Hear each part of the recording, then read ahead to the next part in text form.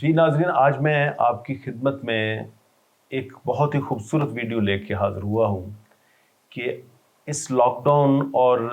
Corona के इस मौज़ी मर्ज़ से बचने के लिए हुकूमती इक़दामात यही हैं कि हमें सोशल डिस्टेंसिंग रखनी है और हमें गैर ज़रूरी घर से बाहर नहीं निकलना। बुज़ुर्गों और बच्चों को हमने पूरी एहतियात के साथ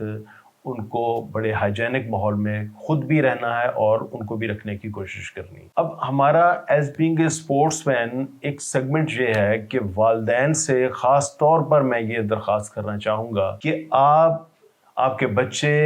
बड़े भाई या आप ख़ुद, आपको ख़ुद एनालिसिस करना है कि आप इन दिनों में घर पे बैठे आप लोग क्या कर रहे हैं। मैं आज आपको आगाही देना चाहूँगा, आपको टिप्स देना चाहूँगा कि आम तौर पर हमारे तमाम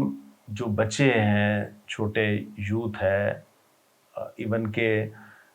6-6, 7-7 साल के बच्चे भी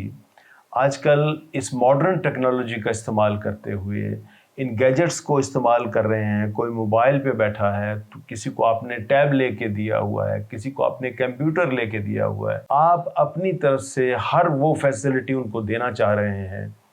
जो उसके मुआशरे के दीगर दोस्तों को हासिल है। आप एक उनके लिए आइडियल वालिदैन बनना चाहते हैं, लेकिन यहाँ पर आपको एक नहायत हसास बात का अंदाज़ा करना है कि इन गैजेट्स के कौन से मस्बत और मनफी जो पहलू हैं वो सामने आते हैं। मैं आपको बताता हूँ कि अगर आपके बच्चे इन गैजेट्स को इस्तेमाल कर रहे हैं जी, तो उन गैजेट्स को जब आप इस्तेमाल करेंगे, अगर हम आजकल के दौर की फेमस गेम्स का ही बात करना चाहें, उन फेमस गेम्स में क्या चीज़ें हैं, वो फेमस गेम्स हमें ये सिखा रही हैं कि आपने इन गेम्स का एडिक्ट होना है। यानी बच्चे वालिदैन की डांट से बचने के लिए अपने आप को किसी न किसी कमरों में छुपाकर, किसी मुख्तलिफ जगहों पे बैठकर बच्चे ये गेम्स खेलते हैं, और वो गेम्स भी इस तरह खेलते हैं कि 5-5, 6-6 घंटे, 7-7 घंटे उनको ये गेम्स खेलनी होती है। एक छोटी स्क्रीन पर आप अपनी नज़र को जब मुस्तकिल अंदाज से लगाएंगे तो उससे ना सिर्फ आपकी नज़र कमज़ोर होगी, बल्कि सबसे अहम चीज़ कि आपकी माइंड और बॉडी की जो कोऑर्डिनेशन है वो ब्रेक होती है। उसकी कॉर्ड जो है, उसकी जो उसका जो रास्ता है वो ब्लॉक होना शुरू हो जाता है, वो तंग हो जाता है। यानी कि आप बैठे बैठे गैजेट पर भाग रहे हैं, लेकिन फिजिकली आप नहीं भाग रहे हैं, आप मेंटली भाग रहे हैं। इसको हम ये कहते हैं कि this is the lack of coordination between the mind and body, जो कि बहुत ख़तरनाक है। इसको हम दूसरे पहलू से अगर देखें कि ये गैजेट्स या ये गेम्स जो इजाद करने वाले हैं वो हमारे इस माशरे को क्या सिखाना चाह रहे हैं। क्या वो हमें ये सिखाना चाह रहे हैं कि हमने अगर रास्ते में जाते हुए मुझे अपना बाइक पसंद नहीं है, मुझे किसी दूसरे का बाइक पसंद है, तो मैं उसको गिराऊंगा, गिरा कर उसका बाइक चोरी करके मैं अपनी ख्वाहिश को पूरा करूंगा। मैं अचानक से मुझे कोई गाड़ी पसंद आएगी, मैं उसको बाजू से पकड़कर बाहर खींचूंगा, फेंकूंगा और मैं उस गाड़ी को एंजॉय करूंगा। फिर पुलिस मेरे पीछे लगेगी। जब पुलिस मेरे पीछे लगेगी तो मैं सैकड़ों की तादाद में गाड़ियों को डैमेज करूंगा, सैकड़ों अफराद को अपनी गाड़ी के नीचे दे दूंगा। पुलिस मेरे पीछे लगेगी, मैं लॉ एनफोर्समेंट एजेंसीज के अगेंस्ट काम करूंगा। अगर मुझे फौरी तौर पर असलहा सेंटर पे जाना पड़ता है, असलहा चोरी करके अपने रास्ते में आने वाली हर रुकावट को फायर करके ख़त्म कर दूंगा। क्या मेरे नहायत काबिल एहतराम वालिदैन जिनसे मैं मुखातिब हूँ, क्या आपने कभी ये फील किया है कि जिस गैजेट को आप एक फ़ख्रिया अंदाज से अपने बच्चे को दे रहे हैं, वो आपके बच्चे की अपब्रिंगिंग, आपकी नशो नुमा किस अंदाज से कर रहा है? इसका दूसरा पहलू जो मैंने आपको बताया कि हमारा फिजिकली हमारी एक्टिविटी नहीं हो रही होती, जबकि हम मेंटली तेज हो रहे होते हैं। फिर बच्चा तन्हाई पसंदी का शिकार हो जाता है। उसको बाप का इंतज़ार बाप की मोहब्बत का नहीं होता, उसको इंतज़ार बाप के सेल फोन का होता है कि जब मेरा बाप आएगा तो वो खुशी से उससे लिपटेगा, लिपटने के बाद اسے چند اس کی خوشامدی الفاظ اس کے لیے کہے گا اور پھر اچانک سے اس سے موبائل لے گا جو اس کے مطلوبہ اس کی ریکوائرمنٹ ہے۔ اس کا مطلب یہ ہے کہ ان گیجٹس نے اس بچے سے باپ اور ماں کی جو اصل محبت ہے وہ چھین لی، اور ایک بناوٹی صورتحال کریٹ کر کے وہ آپ سے محبت کا اظہار کرتا ہے اور گیجٹ لے کر وہ پھر چھپ کر کھیلنا شروع کر دیتا ہے۔ اس کا ایک اور پہلو ہے کہ جس وقت ایک بچہ گیجٹ کھیل رہا ہے، کوئی بھی گیم ایسی نہیں ہے کہ جب آپ اس پہ کھیلیں تو اس پر اخراجات نہ ہو رہے ہوں۔ وہ اخراجات کم سے کم پینی، سکہ، پیسہ، ٹکے کی شکل میں ہو سکتے ہیں کہ جن کو ہم پیسے لوڈ کروا کر ان گیمز کی شکل میں پیسہ جو ہے وہ کسی نہ کسی جگہ پہ ٹرانسفر ہو رہا ہے۔ آج پھر میں اس بحث میں جائے بغیر کہ ان باتوں سے کون فائدہ اٹھا رہا ہے، میں یہ سمجھتا ہوں فائدہ جو بھی اٹھائے، ہمیں یہ دیکھنا ہے کہ میں اپنے بچے کی تربیت کیسی کر رہا ہوں۔ میں والدین سے ضرور امید کروں گا کہ آپ اس پہ غور کریں گے۔ اب میں آپ کو اگلے سیگمنٹ کی طرف لے کے چلتا ہوں کہ اگر آپ بچے کو ان چیزوں سے دور کریں گے تو پھر آپ کا یہ سوال ہوگا تو پھر کیا کریں؟ تو میں اب آپ کو بتانا چاہوں گا کہ اس کرونا کے چھوٹے سے خدا کی مخلوق کے لشکر نے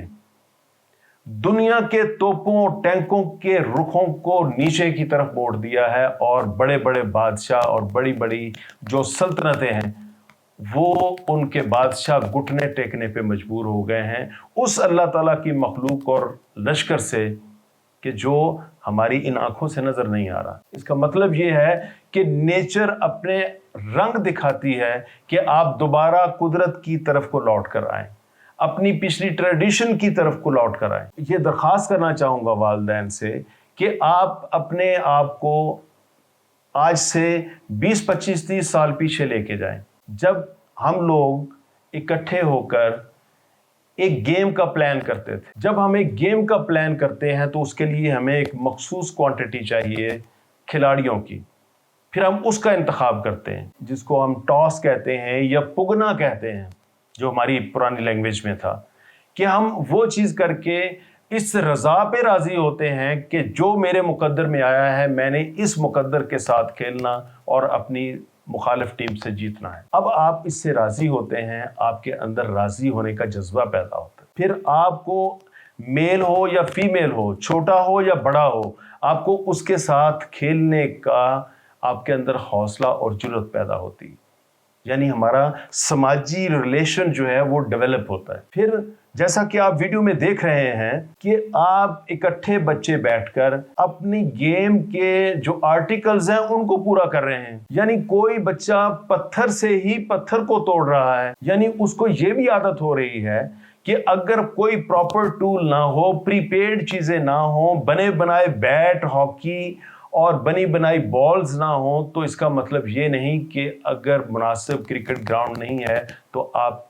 یا ہاکی گراؤنڈ نہیں ہے تو آپ یہ چیزیں نہیں کھیل سکتے۔ آپ اپنی ایکٹیویٹیز میں آپ اپنے بچوں کو زندہ رکھ سکتے ہیں، بشرطے کہ اگر آپ محنت کریں، آپ کوشش کریں، آپ جستجو کریں، آپ ان کو اس طرف کو لے کے آئیں۔ آپ ایک یہ دیکھیں جب یہ بچے بیٹھ کر ایک چیز کو کریٹ کرتے ہیں تو ان کے اندر سماجی ریلیشن ڈیولپ ہوتا ہے کہ تم نے یہ چیز غلط کی، میں نے یہ چیز ٹھیک کی، چلو ٹھیک ہے اس پہ کمپرومائز کرتے ہیں، چلیں آگے مل کر کھیلتے ہیں۔ پھر آپ کھیلتے ہیں، کھیلنے کے بعد آپ اس سے ہار یا جیت پر آپ لوگ انجوائے کرتے ہیں۔ پھر میں آپ کو یہ بھی آپ کو بتانا چاہوں گا کہ یہ وہ معاشرتی جو اثرات تھے وہ آج ہمارے پرانے بزرگوں میں تھے جو بھائی بھائی کے اوپر جان دینے کو بھی دریغ نہیں کرتا تھا۔ تو میں آپ اساتذہ اکرام سے بھی درخواست کروں گا کہ جیسے ہم نے بھی آن لائن ٹریننگ کا سلسلہ شروع کیا ہے، آپ لوگ بھی ان ویڈیوز کے ذریعے ان پیرنٹس کو آگاہ کریں کہ ان چھوٹی چھوٹی چیزوں کے کیا کیا فوائد اور کیا کیا نقصانات۔ جی، تو اس کے بعد ہماری جیسے ٹریڈیشنل سپورٹس میں بہت ساری گیمز آتی ہیں، لیکن کم از کم ہم وہ گیمز تو کھیل سکتے ہیں جن گیمز میں انسان کے یا بچوں کے اخلاق متاثر نہیں ہوتے، جیسے پکڑن پکڑائی تھی، اور اس کے بعد ہم عام طور پر بچے تمام مل کر دائرہ لگا کر ہم کوکلا چھپاکی ٹائپ کی گیمز کھیلتے تھے جس میں انٹرسٹ ہوتا تھا، بچے ہنستے تھے، اور وہ ہنسی وہ تھی جو ان کے اندر سے نکلتی تھی۔ اور آج بھی تمام ہم جیسی ایج کے لوگ ہم انہی گیم کو یاد کر کر کے آج بھی کھیلتے ہیں۔ ہم نے اپنے ارد گرد حصار ایسا باندھ لیا ہے، ہم نے ماڈرن ٹیکنالوجی کو یہ سمجھ لیا ہے کہ یہ ماڈرن ٹیکنالوجی ہے، اب میں ماڈرن آدمی ہوں، کیا میں یہ گیمز کھیلوں گا، میں رسا کودوں گا، بچیاں یہ فیل کریں گی کہ وہ سٹاپو کھیلیں گی۔ جیسے بچیوں کے بارے میں سادہ چیزیں تھی کہ سٹاپو کھیلنا، آپ گمان بھی نہیں کر سکتے کہ اس کے کیا فوائد تھے۔ سادہ سی گیم تھی۔ گیم کیا تھی کہ آپ نے پہلے ایک گوٹ کو یا آپ مٹی کے پیس کو آپ نے گرانا تھا، اس کے بعد ایک ٹانگ کے اوپر آپ کو بیلنس قائم رکھتے ہوئے اور آپ نے اس کو مخصوص جگہ تک پہنچانا تھا۔ اس سے آپ کی ہر ٹانگ کے اندر اپنی باڈی کو بیلنس کرنے کا جو ایکسرسائز ہے وہ اس کی ہوتی تھی۔ اور اسی طرح سے تمام بچیاں دیکھتی تھیں، جب بچے ان کو دیکھتے تھے تو ان کی جو ایفرٹس ہے، ان کا جذبہ جو ہے وہ کئی گنا زیادہ بڑھ جاتا تھا۔ اسی طرح سے سکپنگ ہے جس کو ہم آج کے دور میں رسا کودنا کہتے ہیں۔ آپ یہ فیل کریں کہ پرانی مائیں یا پرانی عورتیں کیوں رسا کودتی تھیں یا وہ کیوں ان کو اس طرف لگاتی تھیں۔ مجھے معلوم نہیں کہ وہ مائیں اس سائنسی نقطے سے آگاہ تھیں یا نہیں، لیکن وہ اس کو یہ سمجھتی تھیں کہ اگر یہ بڑوں نے اس رسے کودنے کی کوئی اہمیت بتائی ہے تو ہمیں بھی اپنی بچیوں کو یہ رسا کودنا سکھانا ہے۔ 5 منٹ کا رسا کودنا 15 منٹ کی لگاتار تیز رننگ کے برابر ہے۔ یعنی اگر آپ ایک ہی جگہ پہ کھڑے ہو کر 5 منٹ لگاتار تیز دوڑنے کے مطابق یہ اپنی انرجی اور ہمارا سٹیمنا کو ڈیولپ کرتی ہے۔ اس سے ہمارا سٹیمنا ہی ڈیولپ نہیں ہوتا بلکہ ہماری جو مینٹل اور فزیکل گروتھ ہوتی ہے، جس سے بچے تھکتے ہیں، تھکنے کے بعد وہ پراپر ڈائٹ لیتے ہیں۔ پراپر ڈائٹ لینے کے بعد جب ان کو ڈیپ سلیپ آتی ہے تو اللہ تعالیٰ ان کی ہڈیوں کو بڑھاتا ہے، ان کی جو جسمانی گروتھ ہوتی ہے اور ان کی جسمانی ریپیئر ہوتی ہے جو کچھ انہوں نے کیا ہے۔ اگر بچوں کو آپ پراپر ٹائم پہ ان چیزوں کی طرف نہیں لے کے آئیں گے تو بچہ نہ اچھی نیند لے گا، نہ اچھی خوراک کھائے گا۔ جب وہ اچھی نیند اور خوراک نہیں لے گا، اس کی گروتھ اچھی نہیں ہوگی، اس کے اندر چڑچڑاپن رہے گا اور وہ آپ کے باتوں کو اوبے نہیں کرے گا۔ کیوں کہ اس کو ایک نہ جانی سی کمی اس کی باڈی کے اندر ہے جس کو وہ خود نہیں پہچان رہا، مگر وہ اس کا اظہار اس کے انداز سے ہو رہا ہے۔ میں امید کرتا ہوں کہ آج میری ان ویڈیوز کو اور ان چیزوں کو آپ دیکھ کر، میں نہیں کہتا کہ آپ شیئر کریں یا نہ کریں، لیکن کم از کم آپ صرف اثر اگر لے لیں گے، اگر ایک خاندان کی بھی بچوں کی رہنمائی ہو جائے گی تو میری نجات کے لیے یہ کافی ہے۔ ملتے ہیں اگلی ویڈیو میں۔ اللہ حافظ۔